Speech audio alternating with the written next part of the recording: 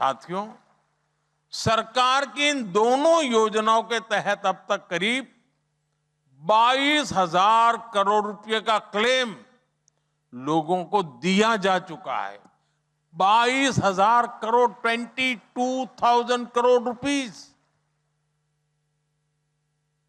लोगों के जीवन में जब संकट आया तो सरकार उनकी साथी बनकर उनके साथ खड़ी रही है। साथियों, आज भारत में एक और ऐसी व्यवस्था बनी है जो अभूतपूर्व है, शानदार है। ये है डायरेक्ट बेनिफिट ट्रांसफर, डीबीटी। एक ऐसी फुल प्रूफ व्यवस्था है जिसमें बिना लीकेज लाभार्थियों तक पूरा पैसा पहुंच जाता है। अभी एक सज्जन आए थे, वो पूछ रहे थे कि बंगाल के लिए मेरा विजन क्या है। ये विजन है direct benefit transfer, no leakage, no cut की। और ये पैसे भी सीधे उनके बैंक अकाउंट में। आप कल्पना कर सकते हैं, बीते 12 साल में, ये आंकड़े जरा आपको चौंकाने वाले हैं, बीते 12 साल में 50 लाख करोड़ रुपए, 50 ट्रिलियन रुपीज की मदद डायरेक्ट लोगों के बैंक अकाउंट में भेजी जा चुकी है। 50 लाख करोड़ रुपए। साथियों,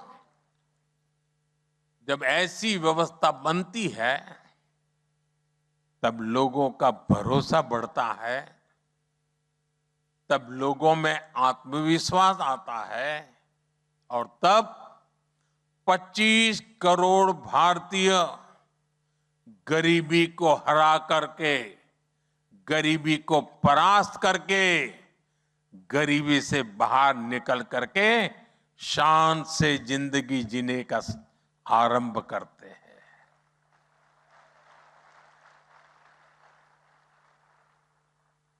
साथियों, मैं आपको एक और डेटा देता हूं।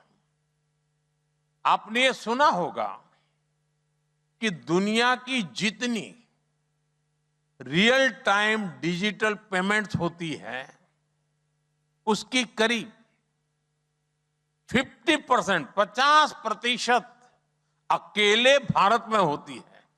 दुनिया की 50%। आज भारत में हर दिन 75 करोड़ से अधिक डिजिटल ट्रांजैक्शन होते हैं। 75 करोड़ से अधिक। यानी डे टू डे लाइफ में कैश लेकर चलने की मजबूरी नहीं रही है। और हालात तो ये हो गए हैं कि लोग डेबिट कार्ड का पासवर्ड भूलने लगे हैं, बैंक एटीएम का पासवर्ड भूलने लगे हैं। बस यूपीआई से ही, मोबाइल फोन से ही काम हो रहा है। साथियों, जब सपने बड़े होते हैं तो सरकार के काम करने की स्पीड भी उतनी ही तेज हो जाती है। आज भारत में आप जाएंगे तो चारों तरफ हाईवे और एक्सप्रेसवे बनते हुए दिखाई देंगे। 12 वर्ष में हाईवे निर्माण की स्पीड 3 गुना बढ़ गई है। ये भी दुनिया में वन ऑफ द फास्टेस्ट है। इस दौरान भारत में एक्सप्रेसवे की लंबाई 100 किलोमीटर से बढ़कर 3,000 किलोमीटर तक पहुंच चुकी है। और भारत के जो ये बड़े सपने हैं, इसको भारत का युवा ड्राइव कर रहा है। 12 साल में ग्लोबल क्यूएस रैंकिंग में भारतीय यूनिवर्सिटी की संख्या 11 से बढ़कर 50 से अधिक हो चुकी है। आज भारत के नौजवान बहुत बड़ी संख्या में पेटेंट फाइल कर रहे हैं, इनोवेशन को गति दे रहे हैं।